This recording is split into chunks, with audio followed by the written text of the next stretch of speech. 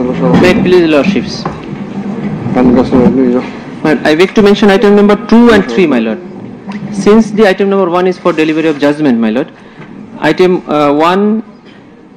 2 এটা আজকে সাক্ষ্য গ্রহণের জন্য আছে, প্রসিকিউশন একটা অ্যাপ্লিকেশন দিয়েছে my lord for adjournment.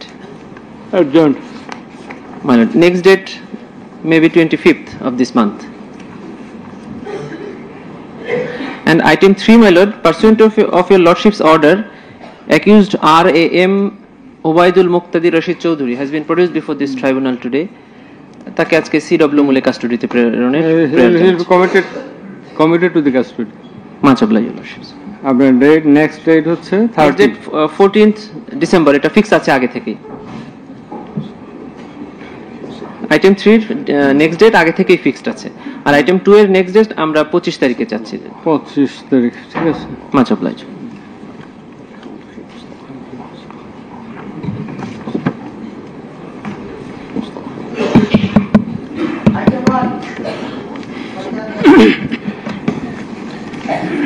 May it please your lordships.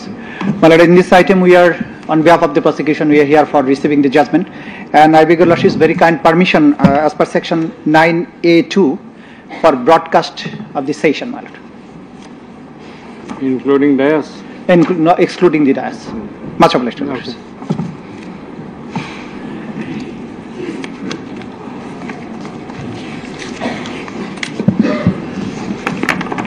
Much awaited judgment.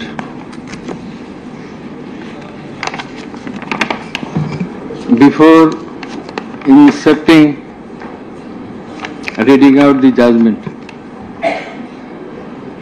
I want to extend thanks to the investigation team headed by co-coordinator for the conducting of the strenuous job. They have done a very tough job, I will say, the investigation team. And I like to mention of Mr. Alamgir, investigating officer, and Mr. Joha, and other members of the investigation team. Many thanks to them. Thanks to my bench officers, assistant bench officers, and those who operated our devices and machineries, including Mr. Meher. He has done a lot in the preparation of the judgment.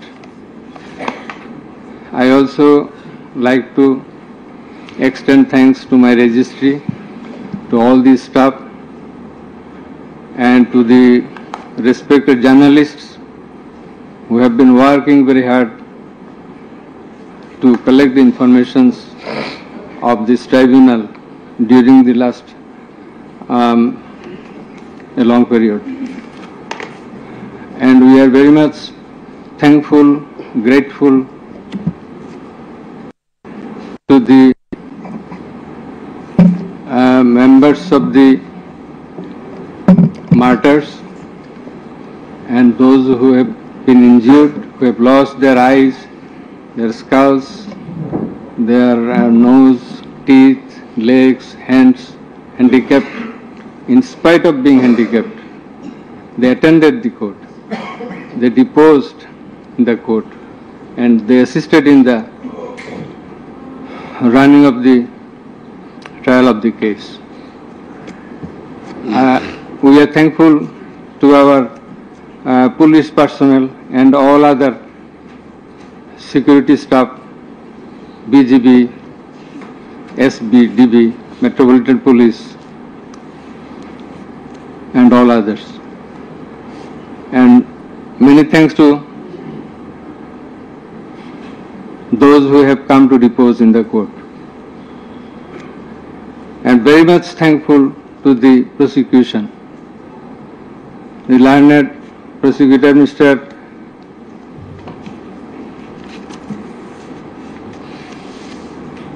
Izanul Islam, Mr. Ghazi Manoharul Hussain, they played a substantial part in the trial. And I will mention the other names of the prosecutors who have also contributed to some extent from time to time during the proceeding of this case. And they are Mr. Sultan Mahmud, Mr. Shahidul Islam Sardar, Mr. Farooq Ahmed, Mr. Abdullah Al-Numan, Mr. Abdul Sattar, Mr. Mamun Rashid, MD Hassanul Banna, S.M. Moinul Karim, Mr. Saikul Mahdi, Mr. Tariq Abdullah, Mr. Saimum Raja, Mr. Tasmirul Islam, Mr. Tanbir Hussain Joha. Our thanks to all our staff, whose names I could not mention by this time. Our heartfelt thanks to the learned Attorney General, who have attended the trial at the inception and at the conclusion. Over and above, our thanks from the core of our heart to Mr. Tajul Islam, the learned Chief Prosecutor, for playing the part of excellence. We are thankful to all others. Thank you all. Now let us say something about, I am sorry, I am very much sorry. Our sincere thanks to the learned defense lawyers, particularly the learned State Defense Lawyer Mr. Amir Hussain. Many people will say many things, but he has done a lot, and he, in our view, in our estimation, to the best of his possibility, he played the exact role he was supposed to, and that we expected. Thanks to him again.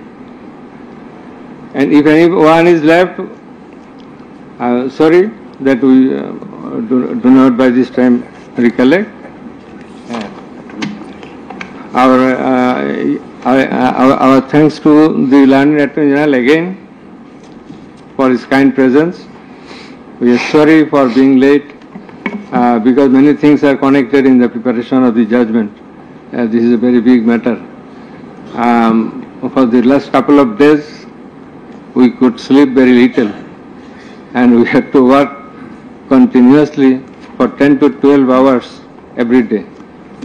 So, anyway, this is our job, but all of you are waiting. You have participated in many ways. Thanks to you all. Now let us discuss something about the judgment. I want to give an idea of the judgment. The judgment comprises 453 pages,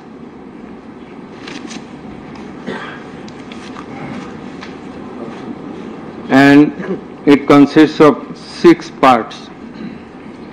The first part includes the index, description of the prosecutors, learned prosecutors and the learned defense counsels, introduction of the accused, origin and object of the tribunal, jurisdiction of the tribunal. Article 7 of the Rome Statute, which is the basis of trial of our tribunal. Elements of the crime against humanity. We are trying the offense, we are holding trial of the crime against humanity. So, elements of crime against humanity, these are enunciated by the Rome Statute and being followed and exercised by the International Criminal Court and other international tribunals. We are also following the Rome Statute as well as our law, and particularly the elements as enshrined therein. And elements of superior command responsibility. In such cases, superior command responsibility is bulkily involved, and that's why we have to have regard to this aspect as well. And we have stated the standard of the tribunal. That is, we compared the standard of this tribunal with the standard of the other international tribunals as well as the International Criminal Court. And we have said about the trial procedure, Part 2, pre-trial proceedings, Part 3, prosecution story and defense case. We have stated about learned chief prosecutor's submission on charge, learned state defense counsel's submission on charge, thereupon decision on charge, and then we have given the description of evidences in Part 4. In Part 4, we have also given an account of the testimonies of the prosecution witnesses. In Part 5, we have given the illustration of the evidences, that is the discussion of the evidences. Used arms and ammunitions. We have given an account of the used arms and ammunitions. We have given a description, we have discussed about the telephonic conversations of accused Sheikh Hasina with a number of persons from time to time. We have discussed and extracted the reports of daily newspapers concerning the issues of this case, reports of United Nations Human Rights Commission, reports of Odhikar, another Human Rights Commission, reports of Human Rights Watch, and Globe Institute, and so on. We have discussed about the videos of the occurrences which have been displayed in the tribunal. And we have described the extent of cruelty administered upon the victims who have died and who have been seriously injured and lost their vital organs of the body. And we have talked about seized alamots. We have given account of the matters, number of matters, in accordance with the Gazette notifications published by our government and in accordance with the reports of United Nations Human Rights Commission and other organizations. In this context, I want to say that the exact report of martyrs or the victims or the sufferers or the injured persons or those whose whereabouts could not be traced, this is quite natural. You will understand that since our liberation war in 1971, still we could not finalize the list of martyrs, the list of freedom fighters, list of the war criminals and others. So there are lists, but it varies. So it's a timely matter. It may vary. Somewhere you will find the figure 800, somewhere 1000, somewhere 1400. So substantial amount of the protesters have been killed. This is the fact. We have described the police messages and directions passed from the high-ups to the downwards for doing the needful to control the protesters, curfew orders. Then in Part 6, we have described, we have given an account of the learned chief prosecutor's arguments. The points of arguments, pertinent points of arguments have been described. We have also described the pertinent points of arguments raised by the learned State Defence Council. Thereafter, we have given an account of our observations and inference, and finally we passed the order. So this is all about the judgment. Now we will read out the very pertinent portions of the judgment one by one. At first, our learned member 2, he will read out a portion of the judgment commencing from origin and object of the tribunal, jurisdiction of the tribunal, and he will read out Article 7 of Rome Statute, elements of crime against humanity, elements of superior command status, responsibility, and then the charges. Thereafter, learned member 1, he will read out some portions from the discussion of the evidences, the report of the United Nations Human Rights Commission, and then the extent of cruelty administered upon the victims, and thereafter the points of arguments submitted by the learned Chief Prosecutor and the learned State Defence Council. And finally, I will read out the conclusion and the order. So it will take about 40 minutes. We hope that you will be listening to the deliberations. Thank you very much. Now the turn of our learned member 2, he is reading out as I have mentioned. Origin and object of the tribunal.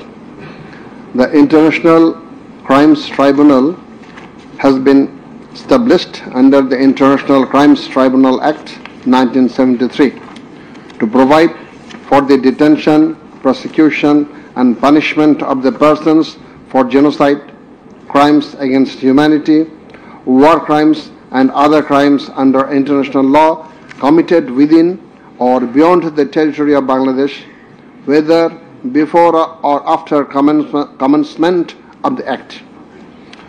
Jurisdiction of the Tribunal. The Tribunal has got the jurisdiction to try the offences enshrined in Section 3 and 4 of the International Crimes Tribunal Act 1973.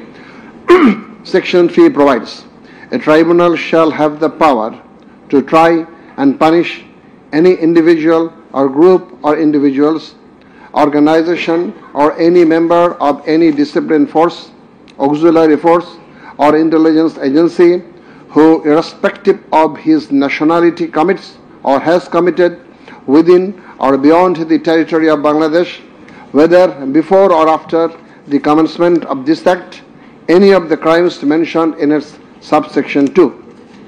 According to subsection 2 of Section 3, the following acts or any of them is crime within the jurisdiction of a tribunal for which there shall be individual responsibility. The Constitution of Bangladesh has given upper hand in Article 47, Subarticle 3 thereof to the application of the provisions of International Crimes Tribunals Act 1973 in the following manner.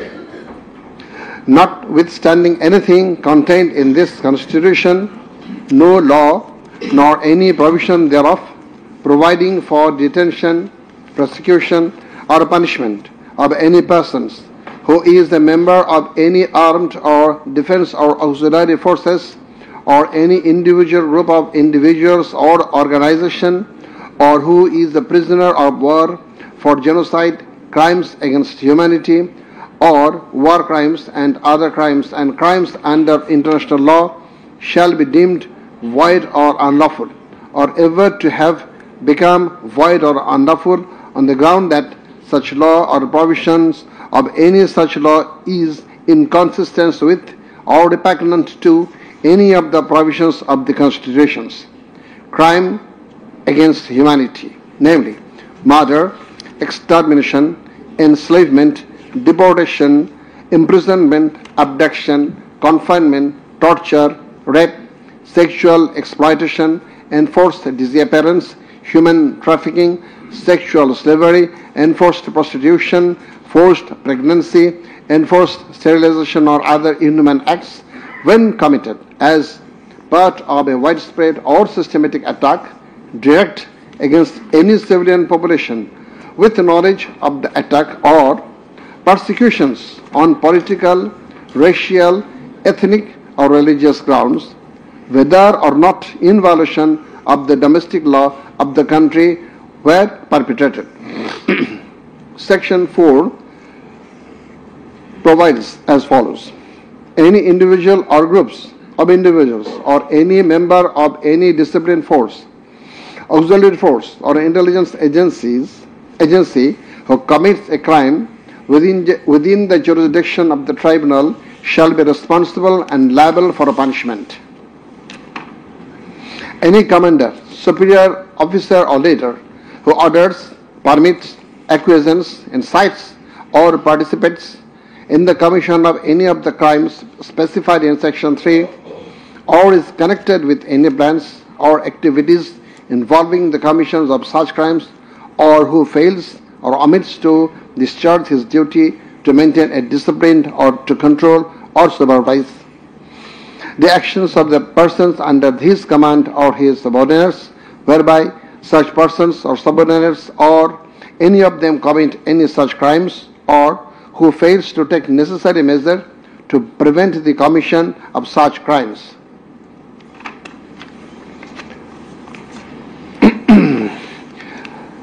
Now, crimes against humanity according to Rome Statute.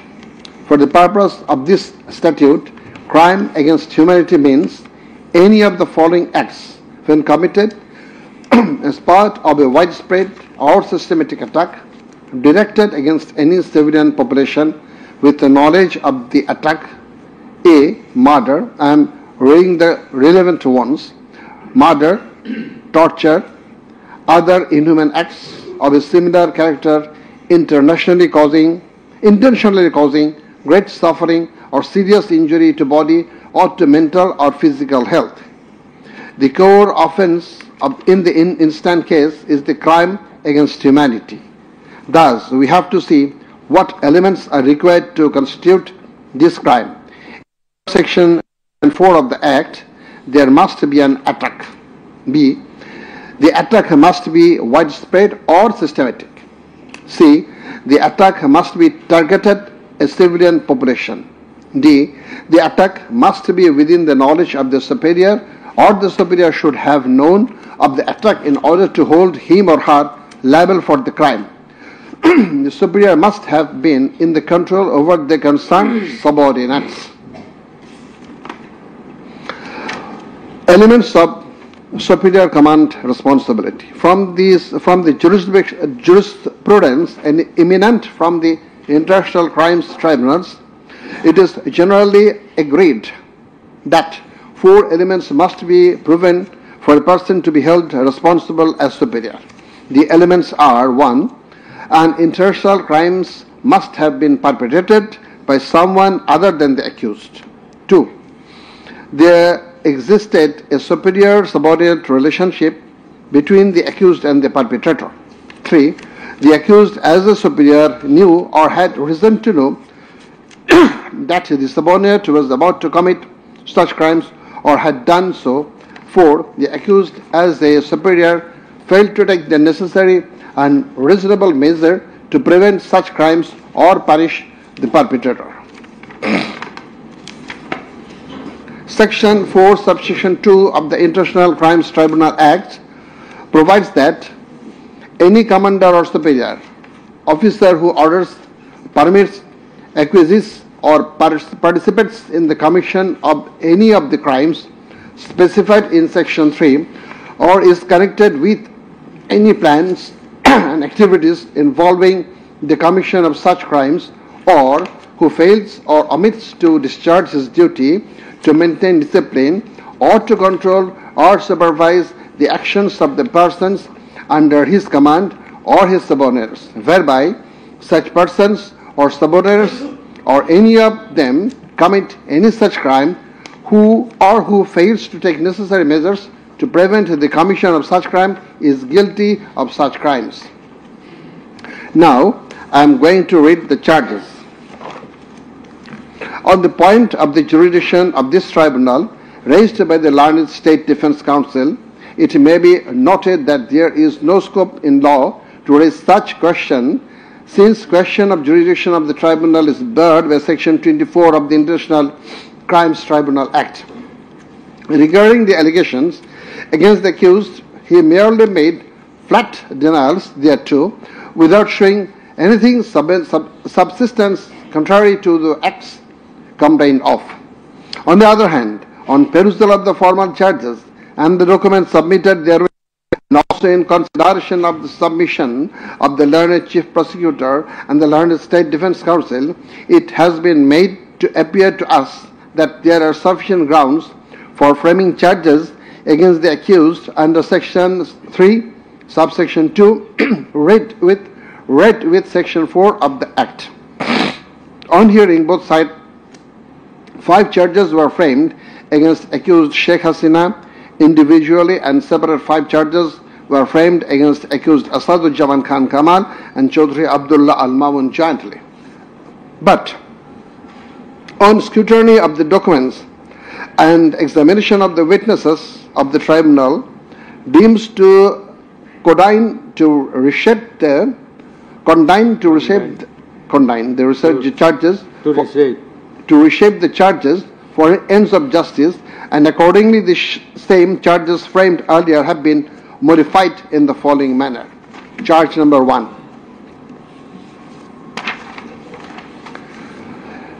Incitement in order to attack and kill protesting students of Dhaka University and other academic institutions of the country, and also failure to take preventive and punitive measures, and thus killing hundreds and severely injuring thousands of protesters during July Uprising 2024, commencing on 1st July 2024 and ending on 5th August 2024, accused Sheikh Hasina as the Prime Minister of Bangladesh and the President of the ruling party of Bangladesh, Awami League, as well as 14th Party Alliance, in a press conference on 14/7/24 at Gaurav Bhavan, made the following derogatory remark.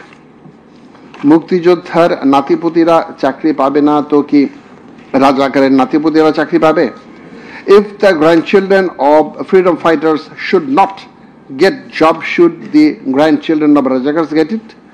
Pointing towards the protesters of anti-discrimination student movement while demanding rational reform of quota system in government job, whereby the left defamed and aggrieved, since Rajakars are considering as collaborators of occupant Pakistan army during liberation war of 71, and thereafter the term has been being used to stigmatize an individual or group of individuals as enemy of the state of the people. Moreover, in a telephonic conversation with ASM Maksud Kamal, the then Vice Chancellor of Dhaka University, Sheikh Hasina, mentioned that she ordered to hang the protesters as the Rajakars have been hanged before. Furthermore, being incited and inspired by the said remark, Cabinet Minister and Awami League Secretary Obaidul Qadir, separately charged, made another provocative, aggressive remark on 15th July of 2024 at 12 noon, saying, Andolon Domone Chhatroligi Jotheshto. Chhatroligi is enough to bring the movement under control. And as such, the students, female and male, came down to the streets chanting slogans against herself and her party of government. Meanwhile, her subordinates, including the cabinet members, police and other law enforcing agencies, activists of four-party Awami League and its affiliated and allied organization go to incited and inspired of the aforesaid remarks of you and Ubaidul Qadir, and thus they launched widespread and systematic attack within your full knowledge upon the peaceful statement protesters in Dhaka University, causing 297 students injured and many others in different educational institutions throughout the country, including Rangpur Begum Rokeya University, where Abu Said was brutally shot dead by police. By your incitement and order to kill the protesting students who have been injured and killed as the aforesaid, and also by failure to take preventive and punitive measure against the perpetrators, accused Sheikh Hasina committed the crimes against humanity under Section 3, subsection 2, under Section 4, subsection 1, clause B, and Section 4, clause 3, subsection 3, read with Section 20A of the International Crimes Tribunal Act 1973. Charge number 2. Order to use lethal weapon, drones, and helicopters to kill the protesters and execution of the order. During the July uprising 2024, accused Sheikh Hasina held a conversation over telephone with Dr. A.S.M. Maksud Kamal, the then Vice Chancellor of Dhaka University, from Ganabhavan on 14th July 2024 at about 11 p.m., wherein she mentioned that she already ordered to kill the protesters like the Rajakars who have been hanged before. Again on July 18th, Sheikh Hasina conversed over telephone with Sheikh Fazlanur Taposh, the then Mayor of Dhaka South City Corporation, mentioning that she had already given direction to the law enforcement agencies to use helicopter and lethal weapons to kill and eliminate the peaceful, unarmed civilian protesters, and also ordered them to use drones to locate the protesters. She also told him that she passed orders to arrest and protesters across the country. As a result of above statement, directions, the Home Minister Asaduzzaman Khan Kamal and the Inspector General of Police Chaudhry Abdullah Al Mamun successively implemented the directions through their underlings, that is, law enforcing agencies, by deploying drones and helicopters in the sky, killing about 1,400 protesters, including women and children, indiscriminately and gravely injuring about 25,000 of them throughout the country by using lethal weapons everywhere from 16th July 2024 and helicopters somewhere from 18 July 2024 up to 5th August 2024, and thereby Sheikh Hasina, Asaduzzaman Khan Kamal and Chaudhry Abdullah Al Mamun committed crimes against humanity as a joint criminal enterprise punishable under Section 3, subsection 2, clause A, G, H, Section 4, clause B, C, Section 4, subsection 3, read with Section 20A of the International Crimes Tribunal Act. Charge number 3. Killing 6 protesters at Chankharpur with lethal weapons. The protesters convened a program titled March to Dhaka to be held on 5th August and made a call to the people of all walks throughout the country to march to Dhaka on the scheduled day. People of all sphere began to assemble in Dhaka from every part of the country on August 5th. By incitement, order and inaction of Sheikh Hasina, by abatement and inaction of Home Minister Asaduzzaman Khan Kamal and Inspector General of Police Chaudhry Abdullah Al Mamun, the successive underlings got incited and inspired to kill the protesting students and common people, and thereupon under order, supervision and inaction of accused Asaduzzaman Khan Kamal, Chaudhry Abdullah Al Mamun and the then Dhaka Metropolitan Commissioner DMP Habibur Rahman, Joint Commissioner Police Shudip Kumar Chakraborty, Additional Deputy Commissioner Shah Al Alam Muhammad Akhtarul Islam, Assistant Commissioner Muhammad Imrul and Inspector Muhammad Arshad Hussain, who have been separately prosecuted, successively ordered to commit atrocities to the protesters assembled at Chankharpur of Dhaka and supervised the same, and during such atrocities 6 unarmed protesters, namely Shahriyan Khan Anas, Sheikh Mahdi Hassan Junaid alias Mustaqin, Muhammad Yaqub, Muhammad Rakib Hawladar, Muhammad Ismamul Haq and Manik Mia alias Shahrik were shot dead by Constable Shujan Hussain, Constable Imaj Hussain and Constable Nasirul Islam, who have been separately prosecuted at Chankharpur as part of widespread and systematic attack.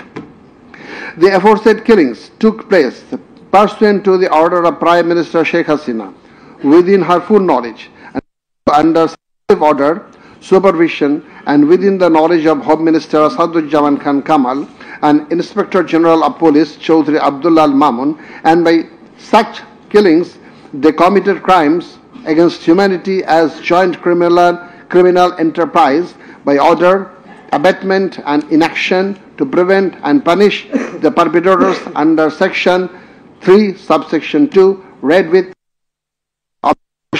Tribunal Act 1973. So these are now the turn of learned member 1.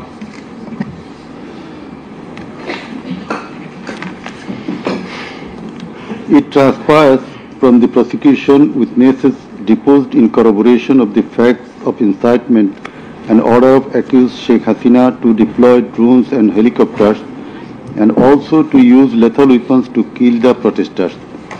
The daily newspapers of Bangladesh also published reports of such incitement and order of Sheikh Hasina. Moreover, the prosecution exhibited the pen-drive CD containing telephonic conversation of Sheikh Hasina with Dhaka University Vice Chancellor A.K.M. Maqsood Kamal, Dhaka South City Corporation Mayor Fazlenut Taposh and Hasanul Haq Inu.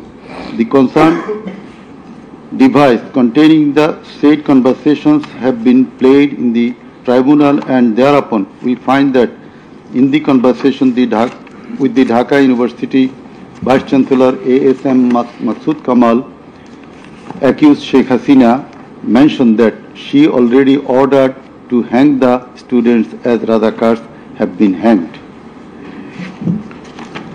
Now I am mentioning the substantial portion from his conversation with, from her conversation with A.S.M. Maqsood Kamal, the accused Vice Chancellor of Dhaka University. Sheikh Hasina, to রাজাকারের তো ফাঁসি দিছি, এবার তাদেরও তাই করব, একটাও ছাড়বো না, আমি বলে দিচ্ছি। শেখ হাসিনা, কোন দেশে বাস করি আমরা? এদেরকে বাড়তে বাড়তে তো রাজাকার অবস্থা হয়েছে, দেখিস নাই? সবগুলোকে ফাঁসি দিছি, এবার তোদেরও ছাড়বো না। শেখ হাসিনা, সব এইগুলাকে বাইর করে দিতে হবে, আমি বলে দিছি, আজকে সহ্য করার পরে অ্যারেস্ট করবে, ধরে নেবে এবং যা অ্যাকশন নেওয়ার নেবে।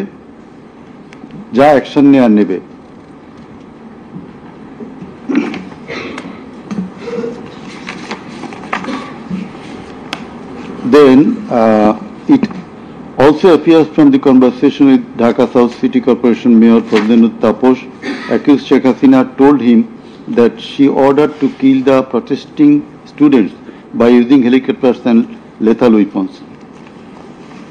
The substantial portion of the conversation is Sheikh Hasina, দরকার নাই, ওটা দরকার নাই, আমি সেনাপ্রধানের সাথে কথা বলেছি, ওরা রেডি থাকবে, ঠিক আছে। এখন তো আমরা অন্য করতেছি, ড্রোন দিয়ে ছবি নিচ্ছি আর হেলিকপ্টারে হচ্ছে মানে কয়েক জায়গায়। তাপস, তাহলে ওই কিছু ছবি দেখে পাকড়াও করা যায় না তাদের রাতের মধ্যে? শেখ হাসিনা, সবগুলিকে অ্যারেস্ট করতে বলেছি রাত্রে। তাপস, হ্যাঁ, পাকড়াও করলে ওদেরকে। শেখ হাসিনা, না, ওটা বলা হয়ে গেছে, ওটা নিয়ে র্যাব, ডিজিএফআই, এনএসআই সবাইকে বলা হয়েছে যে যেখান থেকে যে কয়টা পারবা ধইরা ফেলো। তাপস, জি। শেখ হাসিনা, ওটা বলা আছে, আর এখানে গ্যাদারিং দেখবে, সেখানে আর যেখানে গ্যাদারিং দেখবে সেখানে ওই উপর থেকে এখন উপর থেকে করাচ্ছি অলরেডি শুরু হয়েছে কয়েকটা জায়গায়। তারপর জি শেখ হাসিনা আমার নির্দেশনা দেয়া আছে, ওপেন নির্দেশনা দিয়ে দিছি, এখন লেথাল উইপন ব্যবহার করবে, যেখানে পাবে সোজা গুলি করবে। তারপর জি জি শেখ হাসিনা না পড়াইয়া দিছে, মেশিনপত্র সব পুড়ে গেছে, আমি বলছি যা যা পড়াতে, ও আমাদের সেতু ভবন পড়াইছে। তারপর জি ওরা রাতে মনে হয় আরো ব্যাপক আক্রমণ করবে।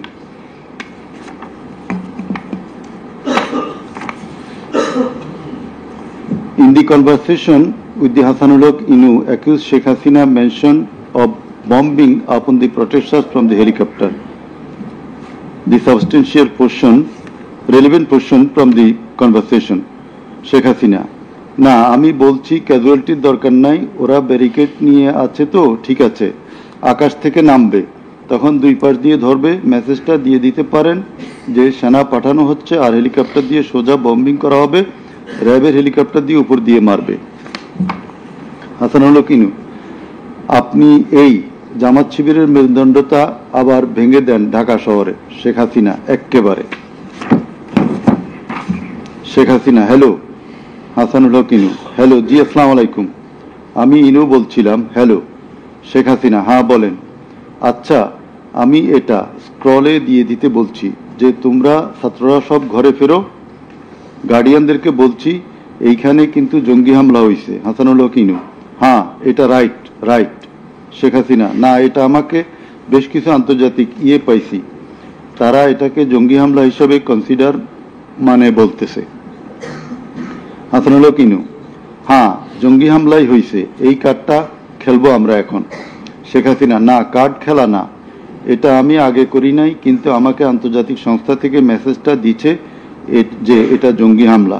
হাসানুল্লাহ কিনু জঙ্গি সন্ত্রাসের মোকাবেলা করছে এখন সরকার। শেখ হাসিনা তারা আমাকে এটাই বলছে যে এটা জঙ্গি হামলা, দিয়ে দিব পেপারে।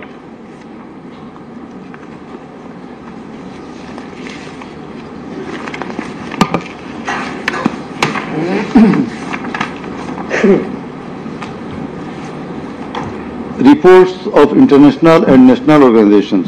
United Nations Human Rights Office held an investigation into July-August 2024 atrocities in Bangladesh and mentioned in its report that the following inhuman and unlawful acts were committed by protesters during the movement and reported as follows. Based on direct testimony from senior officials involved and other inside sources, OHCHR was able to establish that the integrated and systematic effort using the entire range of police, paramilitary, military and intelligence actors, as well as violent elements linked to the Awami League to commit serious violations and abuses occurred with the full knowledge, coordination and direction of the political leadership. The then Prime Minister and Home Affairs Minister led parallel efforts to coordinate the security and intelligence apparatus. Both received regular reports on the situation on the ground from multiple sources. According to senior official testimony, reports provided to the Prime Minister by senior officers on 21 July and in early August specifically conveyed concern about excessive use of force. Both political leaders and the leadership of Bangladesh Police and the Army also carried out site visits that would have provided them direct personal knowledge of violations that had taken place or were ongoing. Furthermore, the political leadership issued direct orders and other directives authorizing and guiding operations by BGB, RAB, DGRI, the Bangladesh Police and its detective branch that involved serious violations of human rights against protesters and other civilians, including extrajudicial killings and arbitrary detention. Based on reported deaths complied by governmental and non-governmental sources in combination with other available evidence, OHCHR assesses that as many as 1,400 people could have been killed during the protests. The vast majority of whom were killed by military rifles and shotguns loaded with lethal metal pellets commonly used by Bangladesh's security forces. Thousands more suffered severe, often life-altering injuries. More than 11,700 people were arrested and detained, according to the information from the police and RAB provided to OHCHR. Government attempted to intimidate and delegitimate the student protest movement, mobilized of Chhatra League, police and paramilitary forces, materialized of policing in Bangladesh, incited violence by armed Awami League and activists on and around university premises, conducted coordinated attacks by armed Awami League supporters and the police, use of force violations by police, RAB and BGB, including extrajudicial killing, like killing Abu Said of Begum Ruqya University, Rangpur, 16 July, made systematic, indiscriminate use of shotguns loaded with lethal ammunition, suppressed peaceful assembly at Dhaka University on 17 July. Police, RAB and BGB extrajudicially killed protesters in Uttara on 18 July.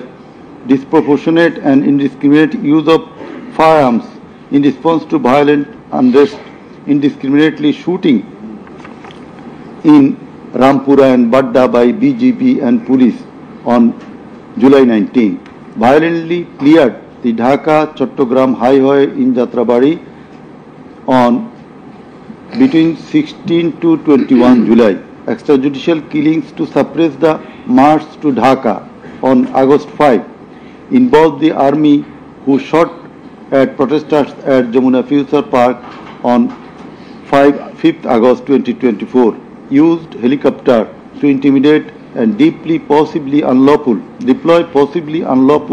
force, obstructed of medical care and denied necessary medical documentation, obstructed medical treatment of victim Sheikh Asabul Yamin, shot by police, caused mass arbitrary arrests, detention without due process and torture and ill treatment, caused block raids and mass arrests, including injured persons. Students and opposition leaders attacked journalists, children and women, and caused unjustified shutdown of internet. In the said report, Mr. Volker Turk, the High Commissioner of Human Rights Office of United Nations, that the atrocities committed in July Revolution 2024 in Bangladesh was preconcerted and systematic in order to remaining in power. There are cogent grounds to believe that hundreds of extrajudicial killings, arrests, detention and torture were carried out by the political leaders and the highest law enforcing authorities within their knowledge and under their direction and supervision as strategy to suppress the movement, whereby human rights have been seriously violated and thus international crimes have been committed. He also observed that the evidences collected do depict a picture of widespread state atrocities and targeted killings.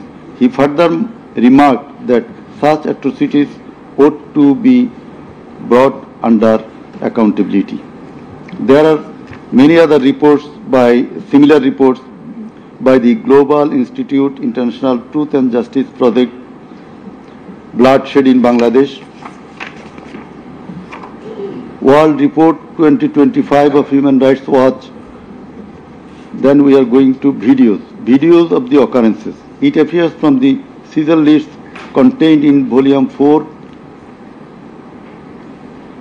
captions, Caesar list and documentary evidence that a good number of videos of the alleged occurrences have been seized by the investigating officer, which are described below. Number 1.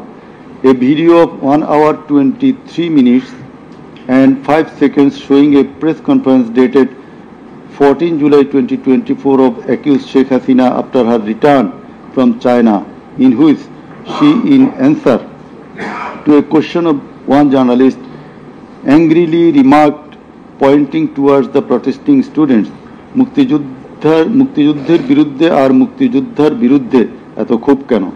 মুক্তিযোদ্ধাদের নাতিপুতিরা চাকরি পাবে না তো কি রাজাকারের নাতিপুতিরা পাবে?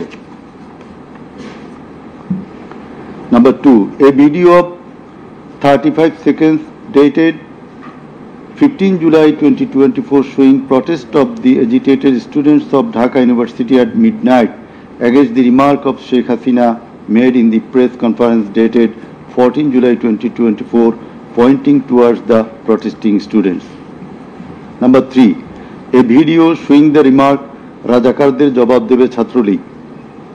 Number 4, a video of 1 minute 5 seconds which shows attack upon the students of Kota movement by Bangladesh Chhatrolig leaders and activists on 15 July 2024 at night. A video which shows that Prime Minister Sheikh Hasina, while visiting damaged metro rail station on 26 July 2024, defended her previous comment in the press conference dated 14 July 2024. Number 6, a video showing Prime Minister Sheikh Hasina in course of her deliberation in a function of Jubo Mahila League held in July 2024 commented that the Kota movement was illogical and also commented Jamaat Shibir Manusher Jatna. Number 7, a video showing some adverse remark of Sheikh Hasina against the female students of Ruqya Hall of Dhaka University meeting at her office on 15 July 2024. A video showing how Sheikh Hasina asked Delhi to attack Dhaka. A video shows the scenario of how protesting student Mugdho was shot dead in the July movement. This video was broadcast by YouTube channel named Narrative Bangladesh on 19 April 2025. A video which shows the scene of shooting a young person named Ridoy by police in the July movement. This video was broadcast by YouTube channel named International Truth and Justice Project on 15 January 2025. A video named Jatrabari Evidence of a Massacre Bangla showing the scenarios of killing and torturing some participants of the movement. This video was broadcast by International Truth and Justice Project YouTube channel on 14 January 2025. A video showing the scene of carrying bullets stricken young man named Nafiz at farm gate of Dhaka. This video was broadcasted in Jamuna TV YouTube channel on 14 August 2024. A video showing how movement participant Khokon Chandra Burman was injured with gunshot in his face. It appears that the whole face including mouth, nose and eyes of Khokon Chandra Burman have been completely disfigured. This victim deposed in the tribunal as PW number 1. A video titled নির্মম 19 জুলাই শতাধিক লাশ হাজারো গুলিবিদ্ধ রক্তের জন্য হাহাকার DMC 19. A video titled RAB helicopter attacked Kota Andolon 2024 showing operation upon the protesters from RAB helicopters at different parts of Dhaka in July 2024. A video showing how protester Imam Hassan Taim Bhuiya was shot dead at Jatrabari, Dhaka. 4 videos in a pen drive showing the passing of order by DMP Commissioner Habibur Rahman to the subordinate asking them to shoot the protesters below waist. A a number of videos showing shooting upon the protesting people from helicopter. A video showing the scene of burning the dead bodies of protesting students and common people by police at Ashulia, Dhaka on 4th August 2025 during the July movement. A video showing the scene of Abu Said, a coordinator of July movement 24, being shot multiple times by police at a close range with lethal weapon. A video showing the scene of a dead body of protester Asabul Yamin being thrown from APC armed personnel carrier by police. A video which showing the accused Home Minister Asaduzzaman Khan Kamal defending the use of lethal weapon by police. Extent of cruelty. It transpires from the evidences that cruelty of the extreme level was administered upon the dead and injured protesters. Police and activists of Awami League, Chhatra League and Jubo League blocked the entrance and exit of ambulances carrying the injuring protesters. Hospitals were asked not to give admission to the injured protesters. It appears from the testimony of PW2 that in some cases patients were searched by police and ruling party activists. Doctors were intimidated and some of the doctors were transferred due to giving treatment to the protesting injured persons.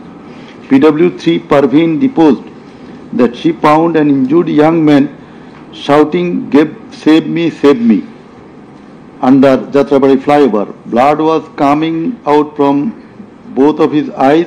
Parveen pulled him up and put him on her shoulder and looking for a rickshaw. And then 14 to 15 armed police shot them.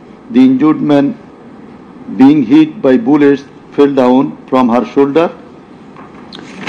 They also shot PW Parveen at her left eye, lower abdomen and other parts of the body. Blood was gushing out of her body and thus she fell down. Coordinator of the movement, Abu Said of Begum Ruqayya University, Rangpur, was shot at a close range. Doctors were forced to change his post-mortem report 5 times. PW8 Naeem Chikdar was shot at a close distance of 5 meters. He was hit by 500 bullets and 3 hospitals refused to admit him, apprising that Prime Minister Sheikh Hasina instructed to refuse admission to the protesting patients.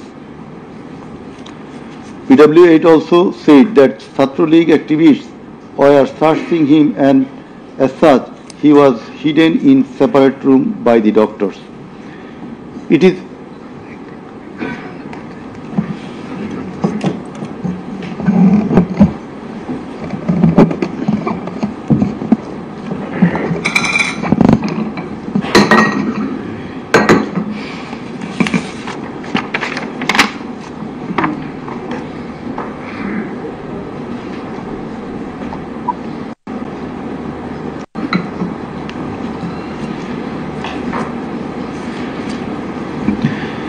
revealed from the evidence of PW9 Shahina Begum that police burned the dead body of her son along with some other dead bodies in Ashulia of Dhaka.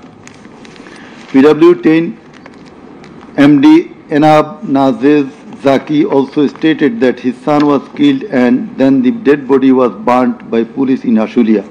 We find from the testimony of PW10 Asabur was shot dead and set ablaze.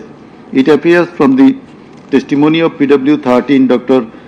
Muhammad Mahfuz Rahman that most patients admitted to the hospital had no skull. The detective branch members had forbidden the doctors not to be serious in the treatment of the protesting patients and also that they had been instructed from the higher authorities not to release the protester patients admitted there. The patients were mostly aged 13 to 30 years. The DB also asked the doctors not to admit any more patients injured in the movement.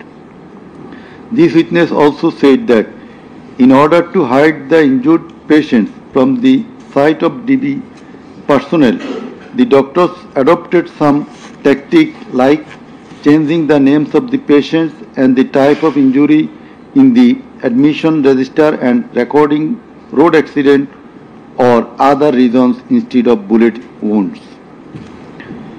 It appears from the evidence of PW15 Dr. Hassanul Banna that police and Awami League activists prevented treatment of the protester patients, prohibited new admission of such patients, checked admission register, took away list of patients, set down entrance of the hospital and prevented entrance and exit of the ambulances and patients. This witness also said that one patient named Mustaqin Billah was admitted through an alternative entrance. To save the protester patients, the doctors had to change the name of the patients and particular of their problems, remove them from the general ward to the post-operative ward, ICU special cabin. He added that treatment was given to such patients at risk of life of the doctors. We find from the deposition of PW18 Dr. Razibul Islam that he was forced to change the post-mortem report of Abu Said 4 to 5 times. He was threatened with the saying that if he does not change the cause of death of Abu Said, he would be prosecuted. He was further told that there was an intelligence report against him. PW19 Shariful Islam was injured in the bombardment in Kustia. 62 pellets were removed from his body and 500 more still in his body. It is revealed from the evidence of PW21 Dr. Zakia Sultana that on 18 July 2024 they received 200 patients aged about 14 to 25 years with bullet injuries. On 19 July 2024, also similar number of patients with bullet injuries were admitted in the hospital. Numerous patients with bullet injuries were admitted on 4th, 5th, 6th August 2024. It further appears from the evidence of this witness that out of apposite patients, 493 lost one eye forever, 11 lost both eyes forever, 28 lost vision of both eyes, and 47 lost vision of one eye. It appears from the evidence of PW22 Mr. Idris that while his son Maruf Hussain, after being shot by police, was being taken to the hospital, a policeman poked the wounded area of his son with the rifle butt. PW23 Amena Akhtar deposed that while Home Minister Asadzaman Kamal and IGP Chaudhry Abdullah Mamun were passing across Datrabari, one police officer was showing them a video of their attacks on protesters and said, "Guli kori ekta, more ekta, ahuto hoy ekta, ektai jay, bakita jay na." It transpires from the testimony of PW27 Dr. Mashuk Ahmed that Satrolik activists stopped ambulance carrying protesting wounded near Shahidullah Hall of Dhaka University. They also checked the patient identity, asked the doctors not to treat the wounded protesters and also not to be so serious in their treatment. He further said 5 doctors were transferred elsewhere due to rendering treatment to protesters with bullet injuries. This witness also stated that the direction of the gunshot wounds of the patients treated on 19, 20, 21 July and 4-5 August in Dhaka Medical College Hospital was from the top to the bottom. He meant that the gunshot was done from above, which obviously implies helicopter. It appears from the evidence of PW47 Nahid Islam deposed that bullets were fired from helicopter and that many false cases were filed against the protesters, and also that the activists of Awami League, Jubu League and Chhatro League prevented the treatment and burial of protesters. Furthermore, some of the protesters were forcibly disappeared and many dead bodies of the protesters were concealed. He himself and some other student leaders were abducted. PW 48 Ali Ahsan Junaid stated that on 15 July 2024, Chhatra League activists brutally attacked and injured the Dhaka University students, hindered going to the hospital and tortured them in the hospital. He further said that the protesters were fired from the helicopter. We find from the evidence of PW 54, MD Alamgir, investigating officer, that the protester named as Ashabul Yamin was thrown down from the APC by the police.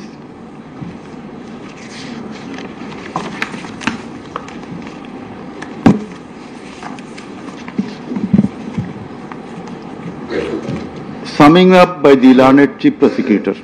The learned Chief Prosecutor advanced argument on conclusion of the testimonies of the prosecution witnesses. He submitted that the instant case is an unprecedented and unexceptional one in the history of this subcontinent. After achieving independence in 1971, the people of the country had a great expectation and belief that all sorts of sufferings, poverty, tyranny and high-handedness of the government and the mighty quarters would come to an end and people would enjoy liberty, happiness and all fundamental rights, but all these have been doomed to ashes. The learned prosecutor dubbed the ruling party Awami League as fascist ab initio. From the very inception of independent Bangladesh, the Awami League government concentrated to perpetuate its power by way of exploitation, torture, killing, abduction, denial of democracy and fundamental rights of the people, freedom of press and speech, as well as social justice, and thereupon established dictatorship by forming Bhakshal. The then Awami League government, led by Sheikh Mujibur Rahman, planned in connivance with a neighboring country to weaken and abolish our glorious army and thus formed Rakhi Bahini, an armed organized parallel to the army.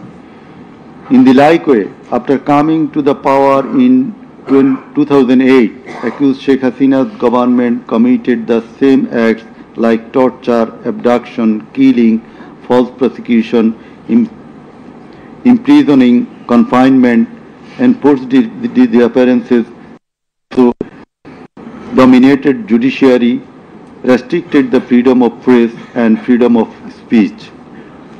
Sheikh Hasina oppressed the critics, writers, journalists, members of civil societies, lawyers and judges, and ousted many of them from the country.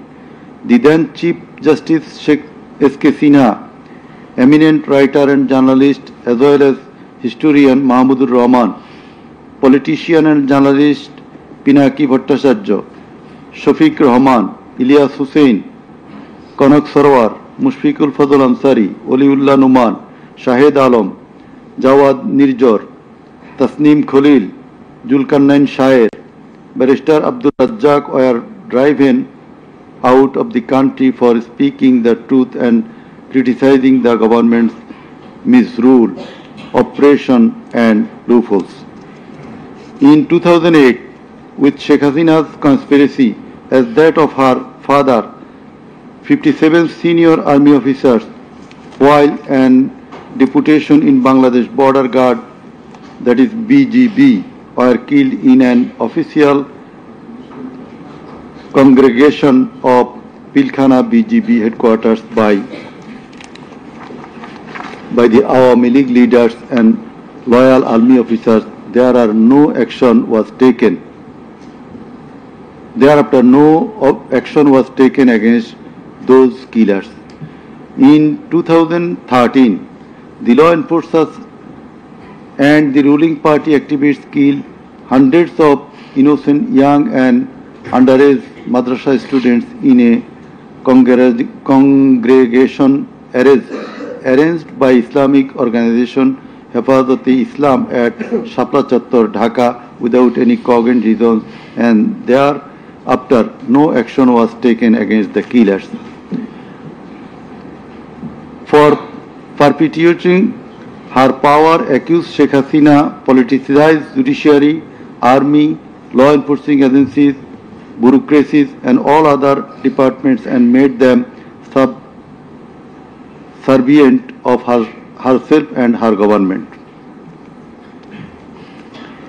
With the ulterior motive of remaining in power for long, Sheikh Hasina obtaining a verdict from the court given by her loyal judges headed by Chief Justice A.B.M. Khairul Haq, now in jail, abolished the most popular and well-settled electoral system under caretaker government, held an expert election in 2014, ignoring the participation and demands of the opposition parties, and in that election 153 candidates of the ruling party Awami League were elected without any vote.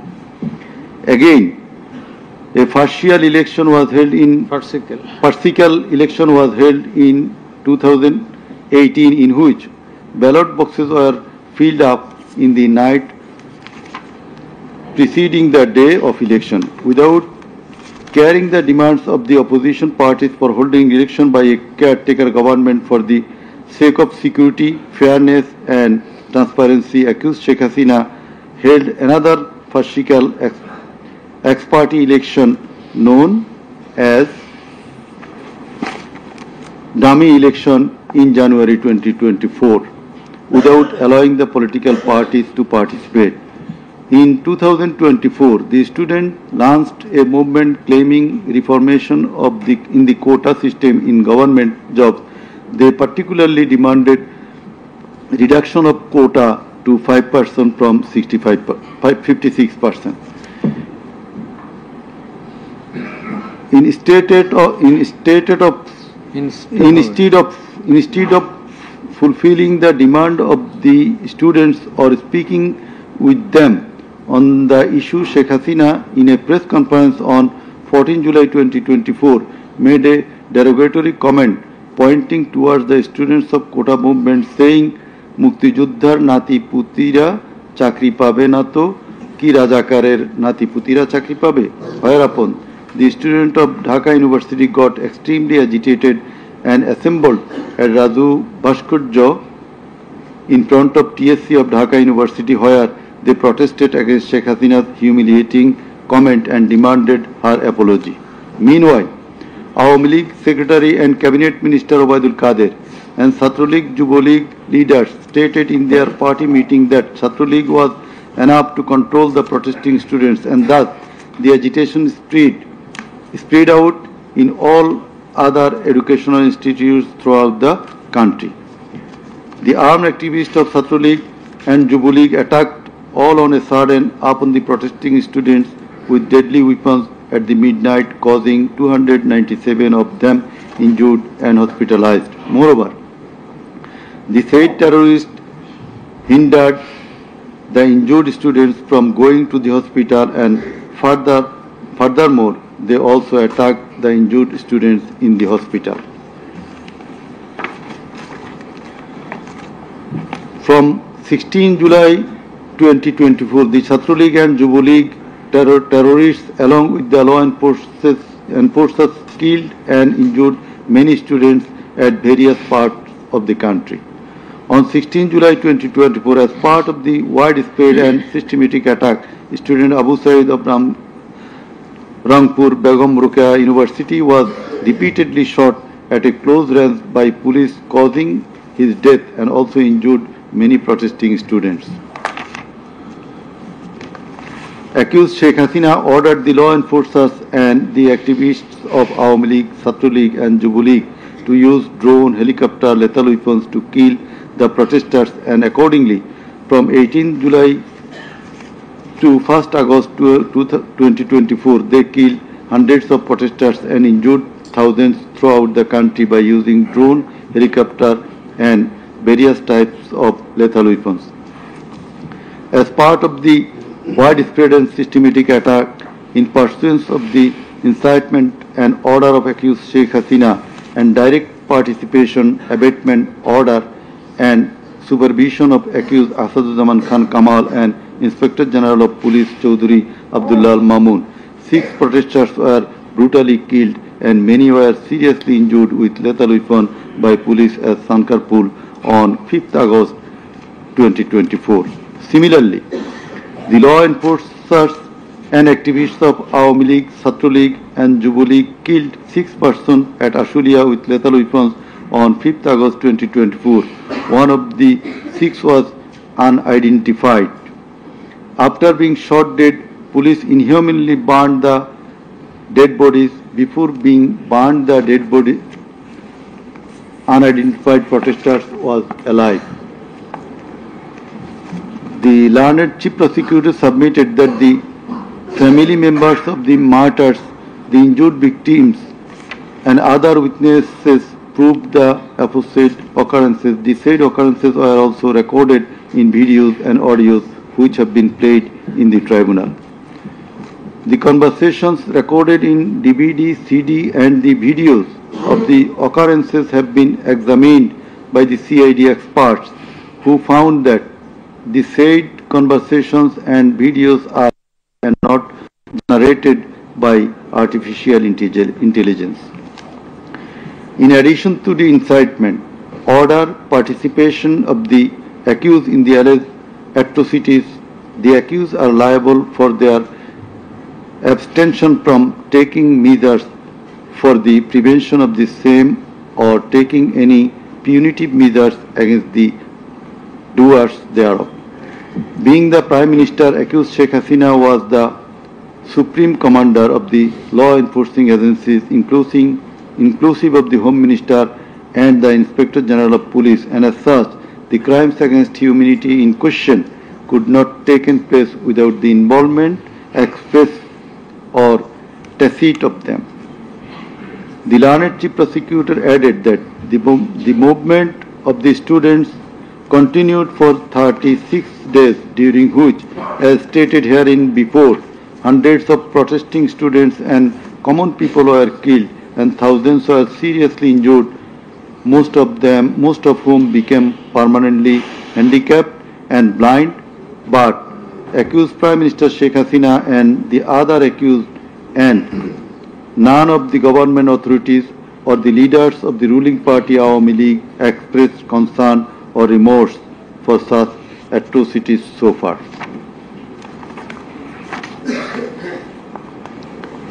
Accused Sheikh Hasina, instead of expressing remorse or seeking apology for the said crimes, continued to commit further crimes by threatening the present government, the International Crimes Tribunal personnel and the prosecutors and also the political party leaders in her hate speeches in audio conversations from time to time. This tribunal, by an order on the application of the prosecution, prohibited Sheikh Hasina to be restrained from making hate speeches anymore, but she continued to do so. Sheikh Hasina committed contempt of this tribunal by threatening the concerned officials of the government as well as the tribunal personnel, inclusive of the prosecutors, to kill 226 persons and burn the houses of the rival party leaders and activists in an audio conversation with one of her party activists, for which the tribunal drew a contempt proceeding against her. In the said proceeding, the tribunal convicted Sheikh Hasina and sentenced her with 6 months imprisonment. The accused committed crimes against humanity jointly by their incitement, order, abatement, participation and inaction, which come within the purview of joint criminal enterprise and superior command responsibility. The authorities in question were widespread and systematic and was atrocities.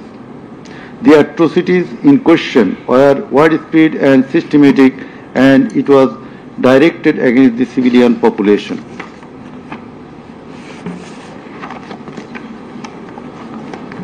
The learned Chief Prosecutor concluded his submission with the saying that in the circumstances it has been proved and established beyond reasonable doubt that the accused committed the crimes against humanity by their incitement, order, participation, abatement, and also inaction, whereupon they deserve the maximum punishment as prescribed by Section 3, subsection 2, A, G, H, and Section 4, subsection 1, subsection 2A, 4.2b, 4.2c, and 4.3 of the International Crimes Tribunal Act 1973.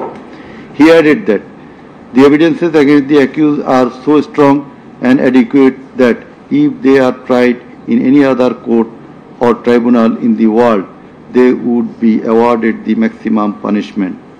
It may be noted here that the learned prosecutor, Mr. Sheikh Mahdi, assisted the Chief Prosecutor by referring a number of decisions of different international tribunals.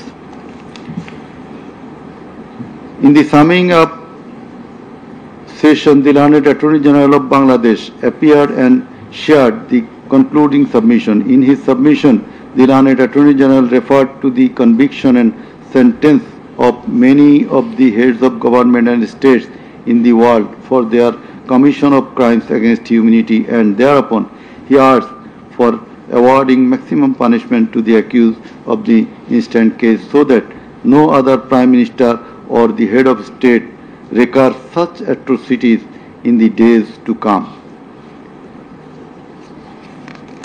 Summing up by the learned State Defense, Mr. Amir Hussain, the learned State Defense Counsel, argued that accused Sheikh Hasina and Asaduzzaman Kamal are quite innocent.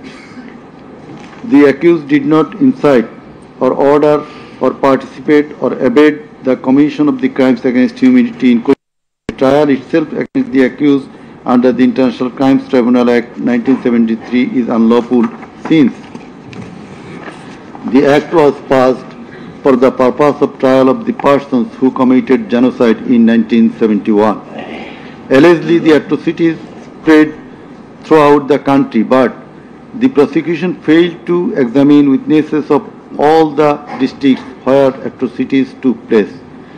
The learned Defense Counsel submitted that no helicopter was used to kill the protesting students and public in the July-August movement 2024. The audio conversations in question have not been duly examined by the experts. Although the audios have been examined by CID, the same should have been examined by some more experts. He questioned the prosecution's claim as to the number of the deaths and injured. He stated that although the prosecution claimed that 1,500 protesters died and 25,000 injured, but the Gazette notifications of the government shows the number of dead protesters as about 800.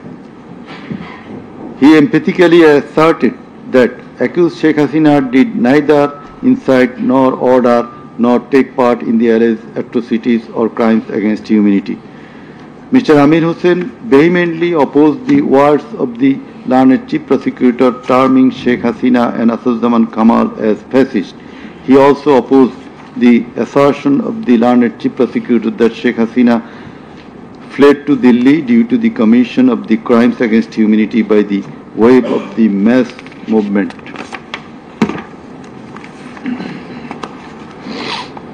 Rather, she was compelled to depart the country against her will. The learned State Defense Counsel argued that the attack in question was neither widespread nor systematic nor directed against the civilian population. The learned State Defense Counsel further submitted that the accused Sheikh Hasina and Asaduzzaman Kamal cannot be held liable for joint criminal enterprise or superior command responsibility. He finally submitted that accused Sheikh Hasina and Asaduzzaman Kamal are quite innocent and as such they deserve to be acquitted of the charges. Now, the Honorable Chairman of the Tribunal, Mr. Justice Ghulam Murtaza Chaudhary, will read out the final portion of the judgment, including the observation. Thank you. Thank you.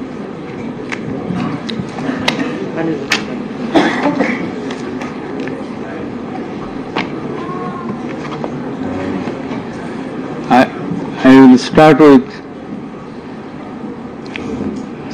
some matters of judicial notice. And before that, I am sorry that I did not mention the name of learned prosecutor Abdus Subhan, Mr. Abdus Subhan Tarabdar. Sometimes he was found here. I think he remains busy in this tribunal too. Sorry? So, and he was seen sometimes here to assist us. So, our thanks to him as well. We have taken judicial notice of some incidents. Number 1, accused Sheikh Hasina started making contemptuous and hate speeches in the social media subsequent to the July movement 2024, whereupon she was ordered by this tribunal to be restrained from such speeches of contempt and hatred. Secondly, in a telephonic conversation with a party activist named Mr. Shakil, accused Sheikh Hasina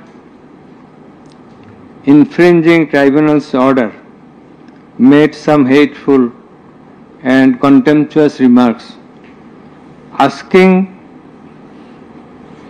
said activist Shakil to kill 226 persons, as 226 cases have been filed against her, and to burn the houses of the rival people, whereupon this tribunal convicted her for contempt of the tribunal and sentenced her to 6 months imprisonment. Another one, the tribunal has further noticed one of her interviews published in the Daily Star a few days ago. The date has not been noted here, in which she impliedly admitted that atrocities had certainly taken place in July movement 2024, but she denied that she ordered to commit such atrocities. It has further been noticed by the tribunal that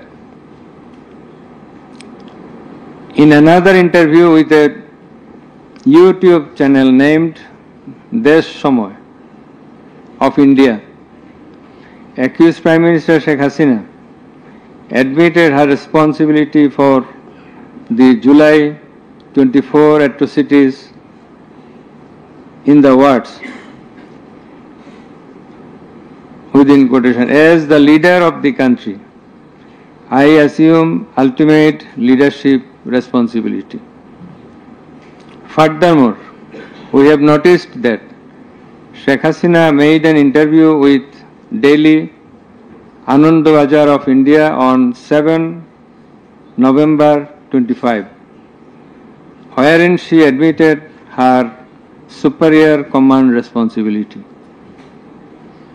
So you may find the newspapers. Now I will start with our observations and inference. From the foregoing findings, facts and circumstances, it transpires that the students of Dhaka University and other academic institutions had launched a movement on 1 July 2024 demanding reformation in the quota system in the government jobs and continued the same till 5 August 2024. the government did not pay heed to the demands of the students.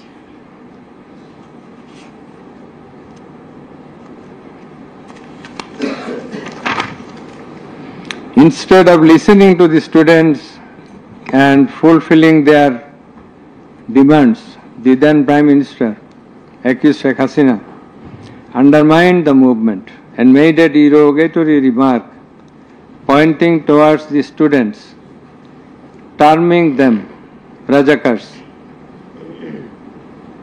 The term is an objurgation. In Bangla, this is a gali. In her words, Mukti Joddhar Natiputira Chakri pabe na to Rajakarer Natiputira pabe. As the aftermath of aforesaid objurgation and the derogatory remark of accused Sheikh Hasina, the students, including female students who were at the forefront of Dhaka University, burst into a rage and assembled at the Raju Bhaskarya in front of TSC of Dhaka University and vehemently protested against the said objurgation and defamatory words of Sheikh Hasina, and also demanded her apology and withdrawal of the said words. In the night following 14 July 2024, accused Sheikh Hasina held a telephonic conversation with Dhaka University Vice Chancellor ASM Maksud Kamal, and in course of the conversation, Sheikh Hasina said, রাজাকারদের তো ফাঁসি দিয়েছি, এবার তোদেরও তাই করব, একটাও ছাড়ব না, আমি বলে দিচ্ছি। Rajakars have been hanged, now they also will be hanged, none will be spared. I have already ordered. This is the translation. She again said, রাজাকারদের কি অবস্থা হয়েছে দেখিস নাই, সবগুলোকে ফাঁসি দিছি, এইবার তোদেরও ছাড়ব না। In the said conversation, Sheikh Hasina further said, আমি বলে দিচ্ছি আজকে সহ্য করার পর অ্যারেস্ট করবে, ধরে নেবে এবং যা অ্যাকশন নেওয়ার নেবে। And it is crystal clear that Sheikh Hasina expressed her incitement to the activists of her party Awami League and affiliates, Chhatra League and Yuva League, and also gave provocation to the protesters, and furthermore she expressed that she ordered to kill and eliminate the protesting students. The concerned pen drive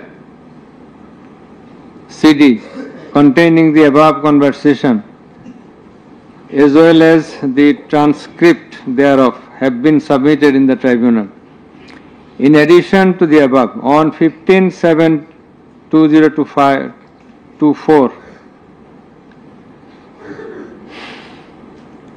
Awami League Secretary and Cabinet Minister Ubaidul Qadir made another provocative remark, saying, Andolon Domane Chhatra League is jotheshto. Chhatra League is enough to control the movement. Whereupon the protesting students of Dhaka University burst into anger and vehemently protested against Sheikh Hasina, Ubaidul Qadir and the government. The activists of Chhatra League, Yuva League attacked the protesting students with various deadly weapons and severely injured hundreds of them, whereupon they had to be hospitalized. The attackers impeded the injured students proceeding to the hospital and also impeded their treatment. Moreover, the attackers made further attacks upon the students undergoing treatment in the hospital. In consequence of the above noted incitements of Sheikh Hasina, in the press conference on 14 July 2024, her order to kill them as revealed in her conversation on the following night with Dhaka University Vice Chancellor, and also the provocative and aggressive remark of Awami League Secretary Ubaidul Qadir, the law enforcers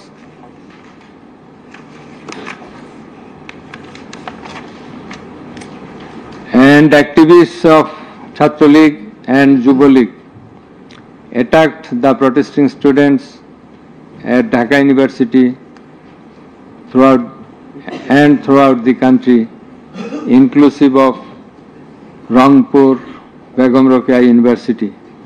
And in furtherance thereof, police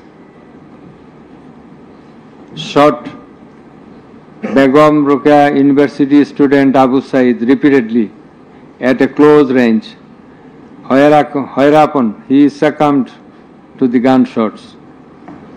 The above-mentioned conversation of Sheikh Hasina with the Dhaka University Vice Chancellor S.M. Maksud Kamal has been examined by the experts in the CID Forensic Laboratory, and it appears from the report of the examination that the conversation was genuine and that the same have not been generated by artificial intelligence, AI. The concerned experts deposed in corroboration of the genuineness of the impugned conversation. Furthermore, we find support of such conversation in the reports of daily newspapers. In addition to the above, the concerned CD, pen drive containing the conversations has been played in the courtroom in course of the proceeding, and thereupon the conversation seemed to be genuine. The remarks of Sheikh Hasina in the press conference on 14/7/24 has been watched by many people in the television channel and social media. Almost all the witnesses, while deposing in the tribunal, mentioned that they watched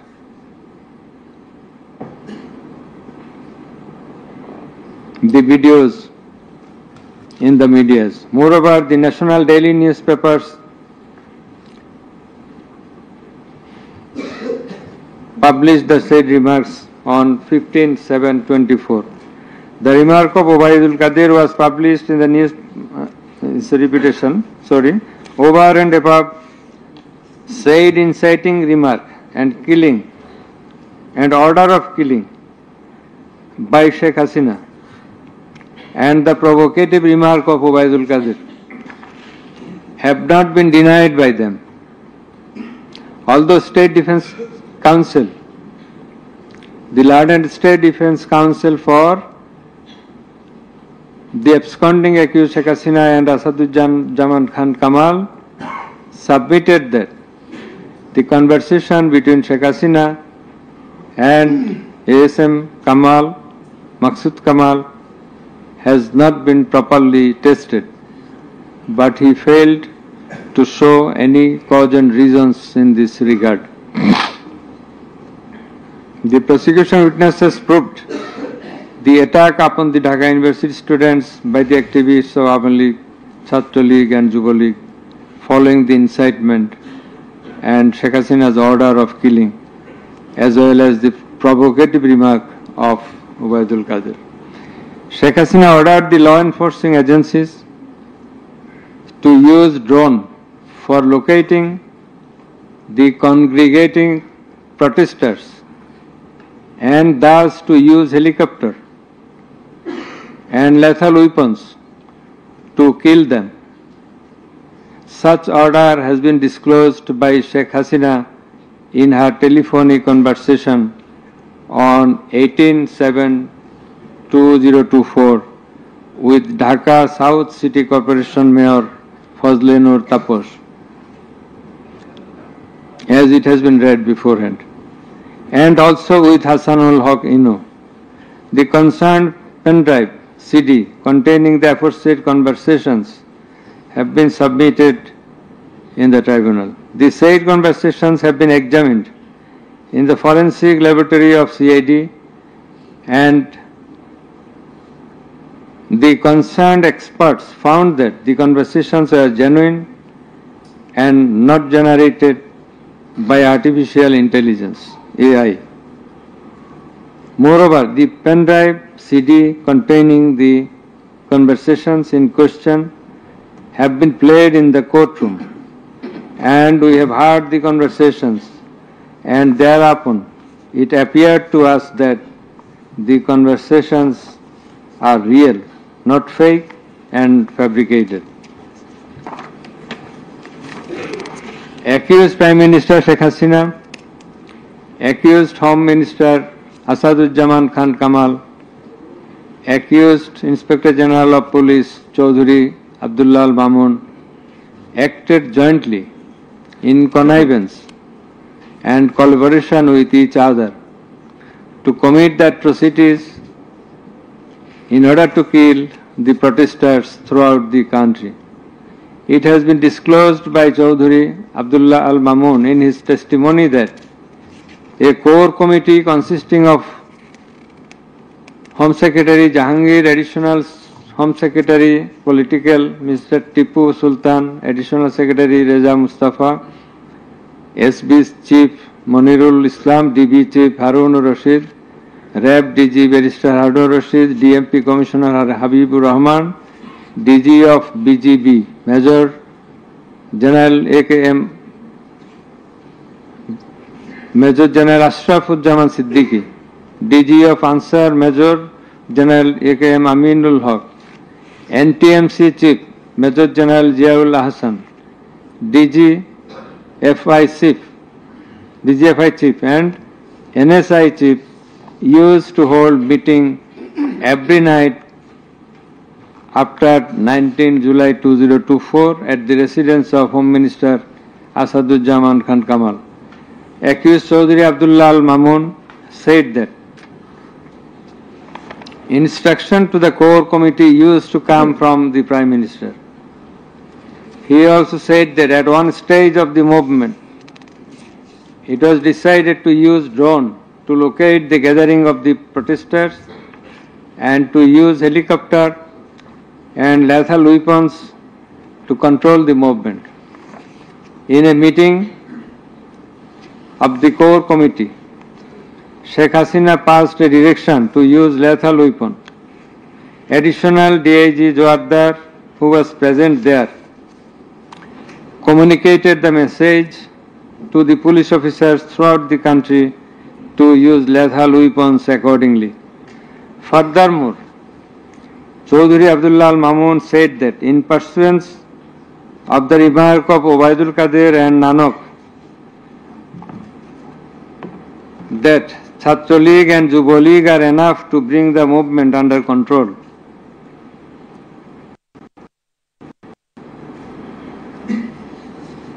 He further said that following such remarks, activists of Chhatra League and Yuva League attacked the students of Dhaka University. He also said that a lot of protesting students and public were killed by using drone, helicopter and lethal weapons throughout the country.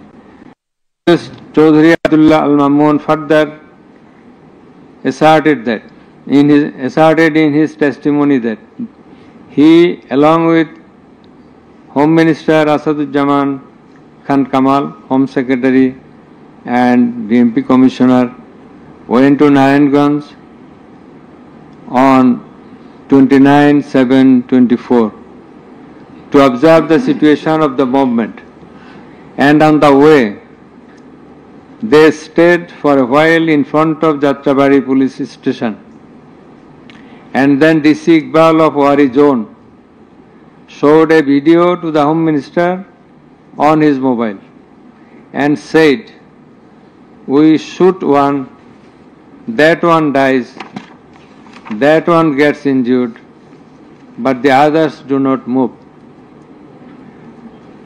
Therefore, it is perspicuous from the above that all the three accused led the operations against the protesting students and public jointly as a matter of joint criminal enterprise. As the aftermath of Sheikh Hasina's order, as well as the supervision and guidance of accused Home Minister Asadujaman Khan Kamal and IGP Chaudhry Abdullah Al Mamun, the law enforcers and activists of Awami League, Chhatra League and Yuva League invaded the protesting students and public throughout the country by using drone, helicopter and lethal weapons, causing death to about 1,500, inclusive of 6 protesters at Sankarpur of Dhaka, namely Shahryar Khan Anas, Mahdi Hassan Junaid, MD Yaqub, MD Rakib Hawladar, Muhammad Ismamul Haq, Manik Mia alias Shaharik, and another 6 protesters at Ashuria of Sabar, namely Sajjad Hussain Shajol, As-Sabur, Tanzil Mahmud Sujoy, Bayezid Bustami, Abul Hussain, and another unidentified protester near Dhaka, and caused grievous injuries to about 25,000 of them. In Ashulia, the aforesaid 5 dead bodies and another body of an unidentified injured protester were burned with petrol by police. The law enforcers and the activists of Awami League and those of its affiliated organizations named Chhatra League and Yuva League killed and injured the protesting students and members of the public with lethal weapons like SMG, LMG, China rifle, shotgun, 9mm pistol, 7.62 pistol, both on the ground as well as from the helicopters from above the ground. The atrocities were committed by incitement, order, abatement, and failure to take preventive and punitive measures of the accused Prime Minister Sheikh Hasina, accused Home Minister Asadujaman Khan Kamal, accused Inspector General of Police Chaudhry Abdullah Al Mamun, and by the abatement, aid and perpetration of the underlings, that is the subordinates.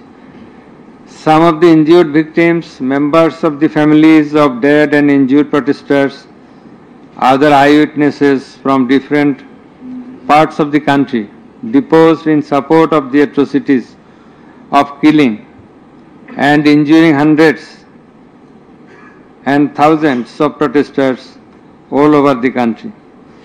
Under the foregoing facts and circumstances, it has ostensibly been substantiated that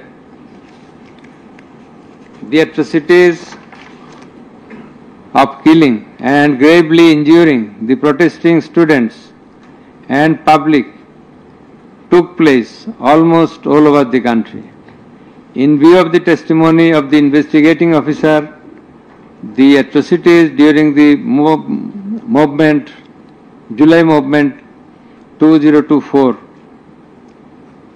the atrocities occurred in 50 districts and lethal weapons were used in 41 districts of Bangladesh. We also find that victim witnesses from many districts testified in the tribunal stating that killing and injuring the students and common people took place in their respective districts during July movement 2024. Thus, it is clear enough that attack in question was directed against civilian population, and it was widespread and systematic Therefore, in the atrocities of killing and gravely injuring the protesters as aforesaid, accused Prime Minister Sheikh Hasina committed crimes against humanity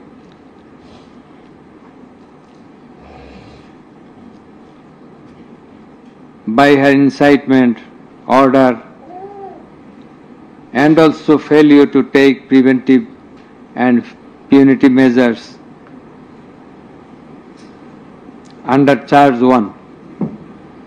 Accused Sheikh Hasina committed one count of crimes against humanity by her order to use drones, helicopter and lethal weapons under charge number 2, count 1. Accused Prime Minister Sheikh Hasina committed crimes against humanity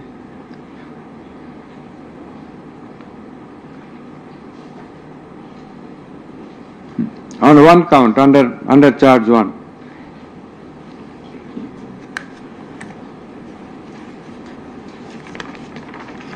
Accused Asadujaman Khan Kamal and Chaudhuri Abdullah Al Mamun committed crimes against humanity by their abatement in the use of drones, helicopter and lethal weapons under charge number 2, count 2.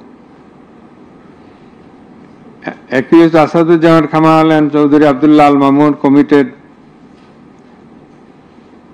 2 counts of crime against humanity under the same charge by their abatements and failure to prevent the atrocities at Sankarpur, Dhaka, and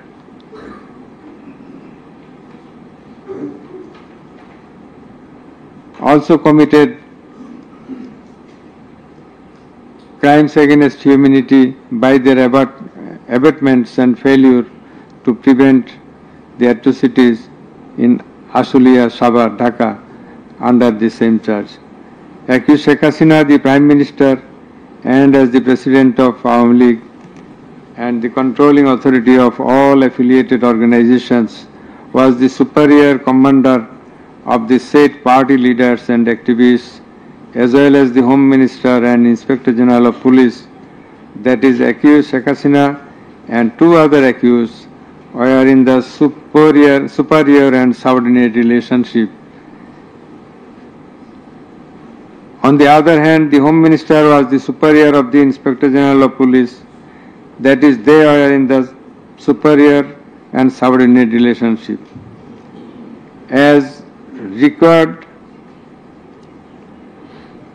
to be an element as required by the provisions of Rome Statute. In the like way, all the police officers are subordinate to the Inspector General of Police. They worked under him. Thus, it is apparent that accused Prime Minister Sheikh Hasina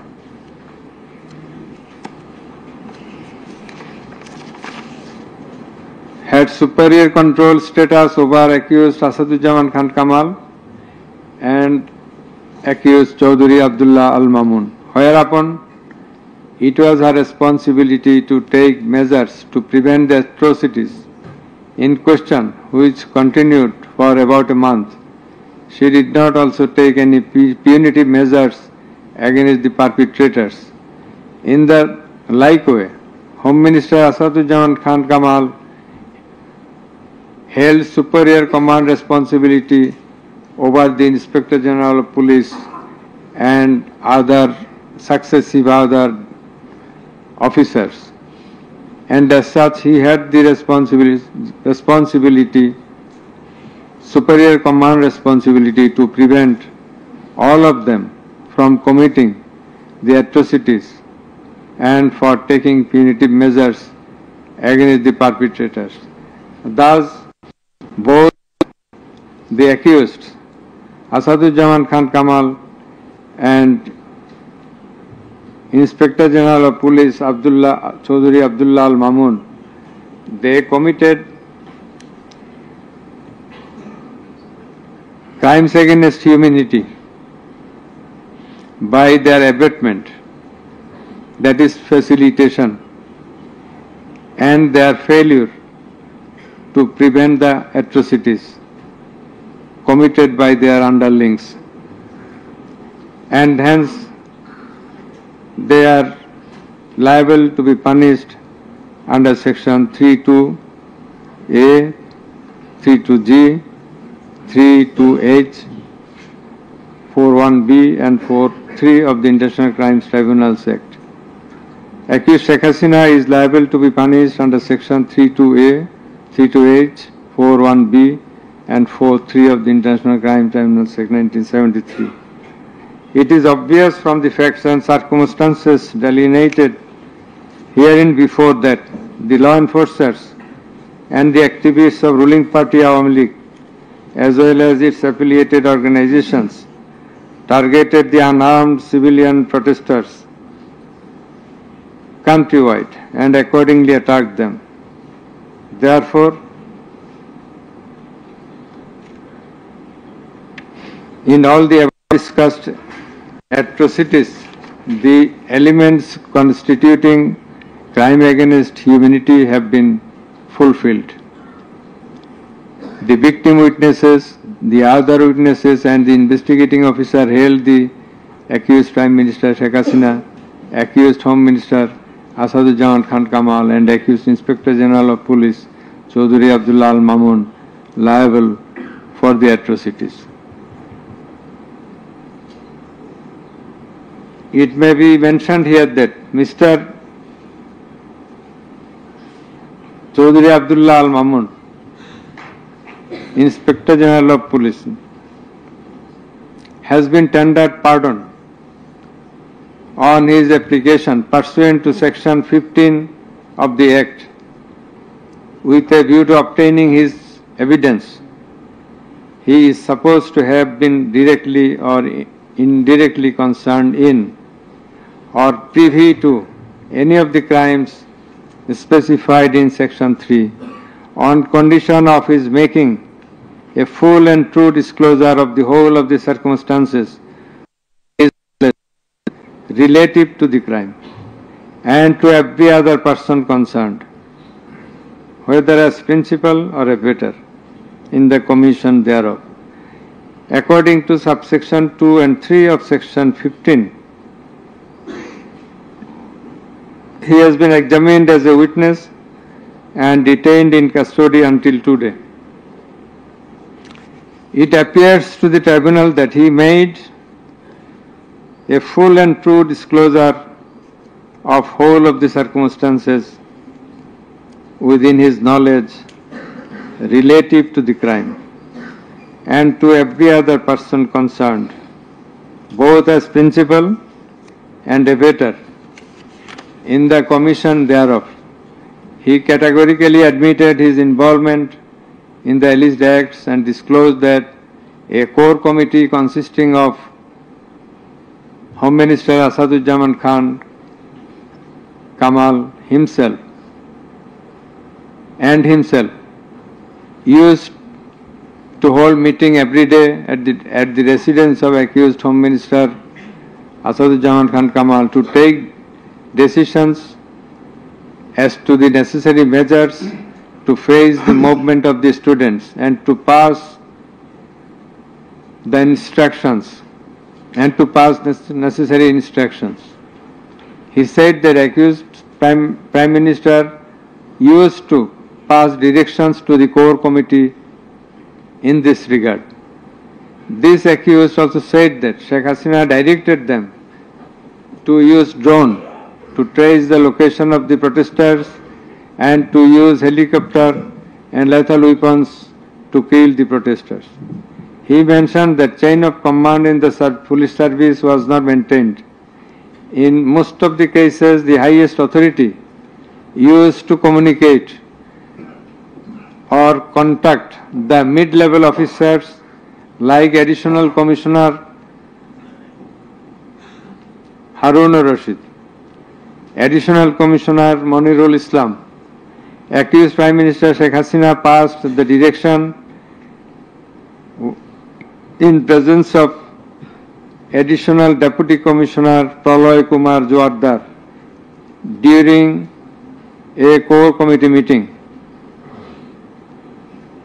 And as such, Joardar conveyed the direction to all the concerned officers throughout the country. Direction means the direction to use helicopter and lethal weapons as well as drones. Chaudhry Abdullah Al-Mamun also mentioned in his testimony that he had a clean image and track record throughout his service for long 36 years. There had been no allegation against him during his long tenure. He said that he feels remorseful and ashamed on seeing the atrocities in the videos displayed in the courtroom. He sought apology to the tribunal and to the people of the country. Although accused Chaudhry Abdullah Al-Mamun claimed to have made full disclosure of the circumstances,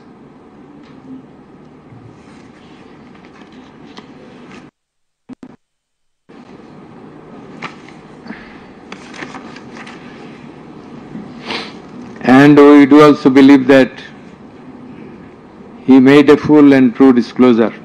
But the offences he committed and admitted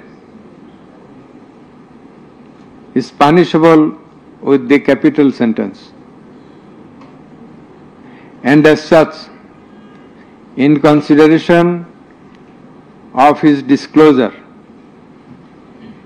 and the gravity of the offences, we do incline to convict him and award him a lenient sentence, which will be declared later on. By the aforesaid acts and omissions, the accused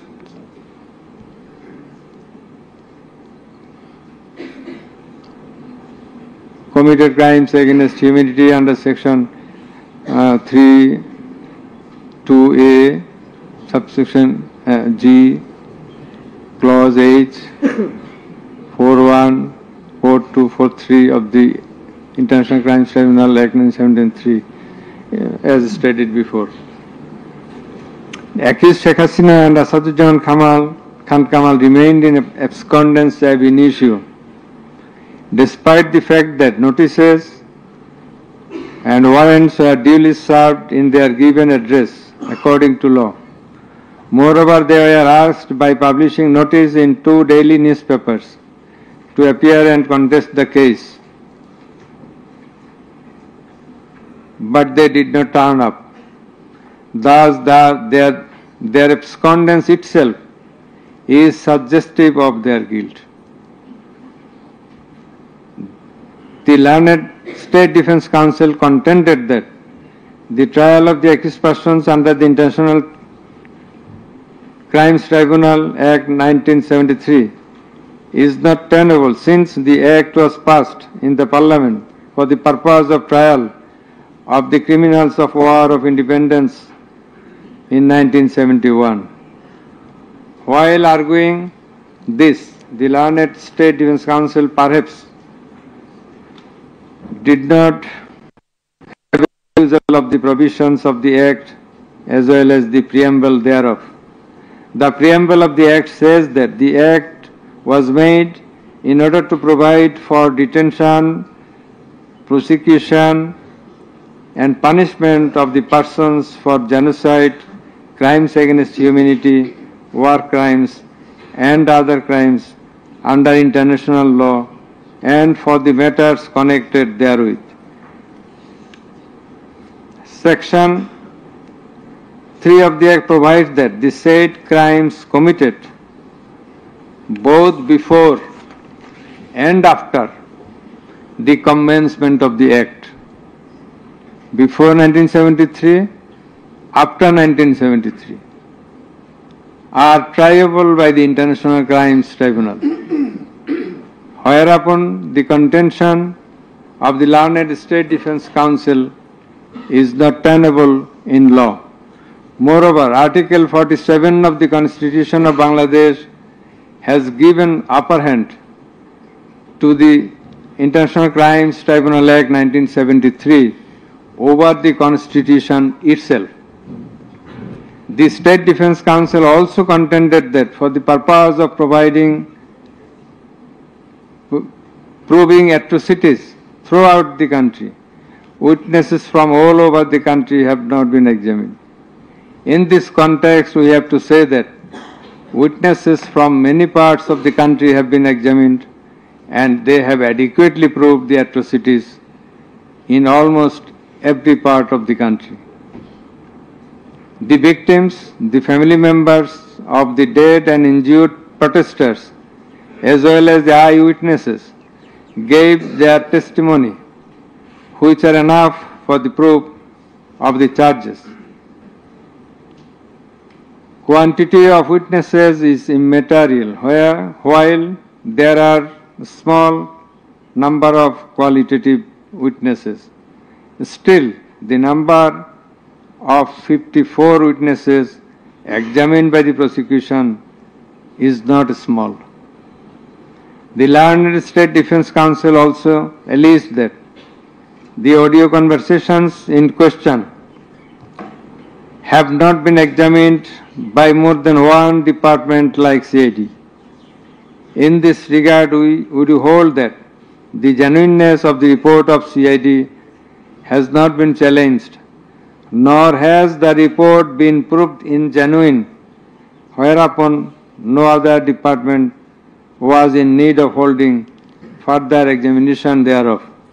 It is the further allegation of the learned State Defence Council that accused Sheikh Hasina and Asaduzzaman Khan Kamal did not incite or order the commission of the crimes against humanity as alleged, nor did participate in the commission thereof, and thus they deserve to be acquitted. The learned Chief Prosecutor, in course of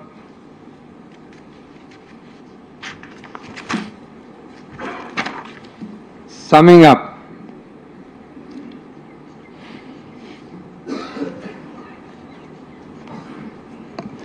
asked for passing necessary order restraining Awami League from running activities as a political party.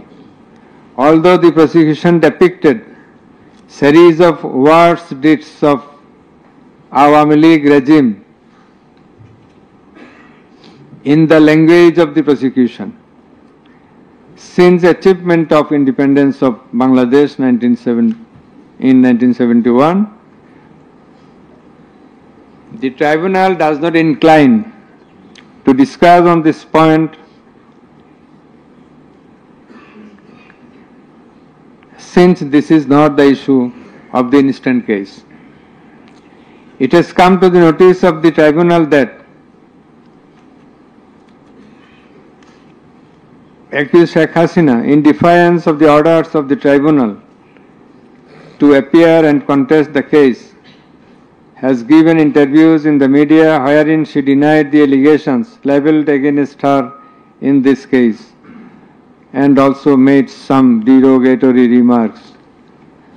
I have noted this aspect beforehand, but in some of her interviews she impliedly admitted her superior command responsibility. The United Nations Human Rights Commission categorically stated in its report that the political leaders issued direct orders and other directives authorizing and guiding operations by BGB, RAB, DGFI, Bangladesh Police, and Detective Branch that involved serious violations of human rights against protesters and other civilian, including extrajudicial killings and arbitrary detention. It has been stated in the report that 1,400 people have been killed by use of lethal weapons during the July movement 2024. By the political leaders, the United Nations Human Rights Commission meant the highest government authorities. The authorities in question are unprecedented in the history of Bangladesh. The nature and extent of cruelty administered upon the protesters, inclusive of infants, women, and old, stirred the hearts of the people throughout the world. On seeing the scenario of dead and injured protesters and their outcry in the videos displayed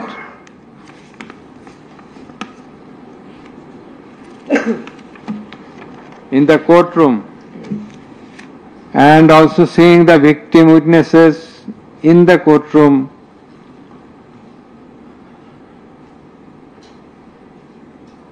for giving testimony, who lost their skull, eyes, nose, hands, and legs. Any human being will fail to be in the normal state of mind seeing such scenario. Such atrocities must be brought to an end at any cost. Justice must not fail. In view of all the above facts and circumstances and findings, it is hereby ordered that accused Sheikh Hasina be found guilty on 3 counts under charge 1. Count number 1, incitement. Count number 2, order to kill. Count number 3, inaction to prevent the atrocities and failing to take punitive actions against the perpetrators, and thus she is punishable, she is liable to punish under section 3, subsection 1A, section 3, subsection 2, clause G, section 3, subsection 2, clause H, section 4, subsection 1, clause B, and section 4, subsection 3 of the International Crimes Tribunals Act 1973 under the charge number 1. But we do hold that for all these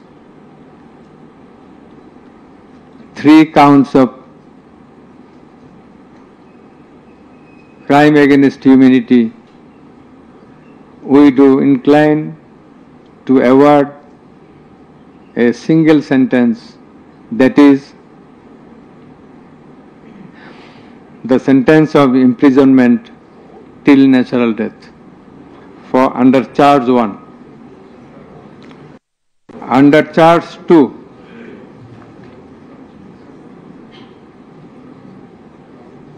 accused Sheikh Hasina is liable on 2 counts. On 1 count, there are several counts. For 1 count, that is passing the order for deploying drones, helicopters, and using lethal weapons to kill the protesters. She committed crime against humanity under section 3, subsection 2A and section 4, subsection 1B of the International Crimes Tribunal Act 1973.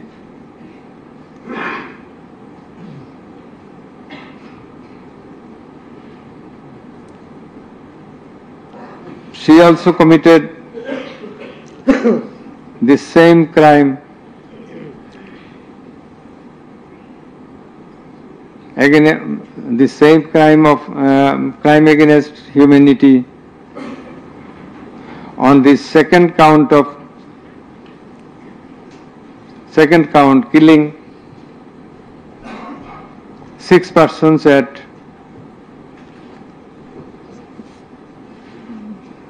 Sankarpur of Dhaka, which was committed in contemplation, in furtherance, by virtue of her order, as stated beforehand. And similarly, she committed the same crime, that is the crime against humanity, on another count for causing the killings at Ashulia of Sabar, killing of 6 persons. For all these 3 counts, we have decided to inflict her with only one sentence, that is sentence of death.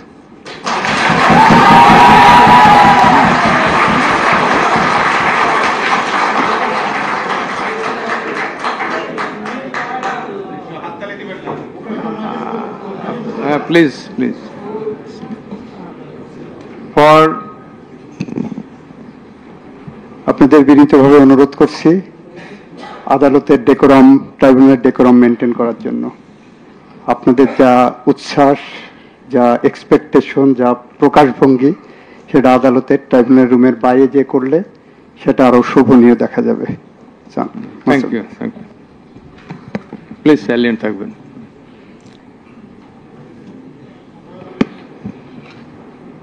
Accused Asaduzzaman Khan Kamal and accused Chaudhary Abdullah Al Mamun. Accused Asaduzzaman Khan Kamal is liable for committing crime against humanity for the occurrence of killing 6 persons at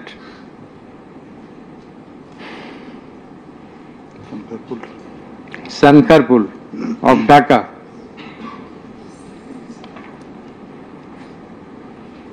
In this occurrence, they are liable for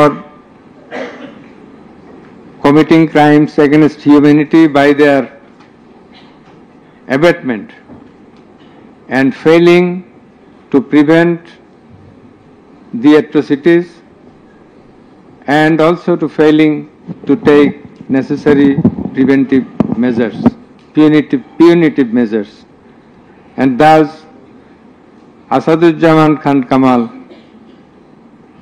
is held liable for the commission of crime against humanity under section 32A, 32G, 32H, 41B, 43 of the International Crimes Tribunal Act 1973 for the commission of killing of 6 persons both at Sankarpur and 6 persons at Ashulia of Sabar, and for both the occurrences he committed 4 counts of offences, crime against humanity, 4 times, by his abatement and failure to take necessary actions in Sankarpur, by his abatement and failure to take necessary action at Ashulia. So for all these 4 counts, we have decided to award a single sentence of death to Asaduzzaman Khan Kamal. As regards Chaudhary Abdullah Al Mamun, as I have elucidated before, he has contributed to the trial of this case by making full and true disclosure of the circumstances within his knowledge. Yet, he also admitted, and he was involved in all the occurrences throughout the 36 days of movement considering both his contributions, his admissions, with the material evidences to the tribunal to arrive at the correct decision, and also in consideration of the gravity of the offence, we are both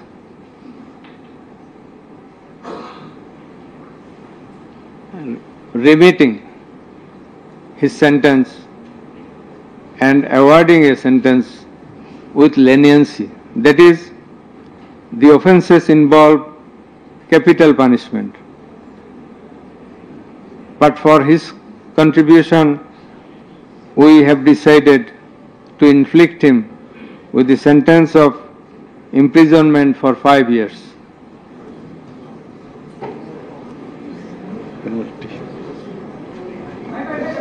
The properties of accused Sheikh Hasina and accused Asaduzzaman Khan Kamal in Bangladesh be confiscated in favor of the state.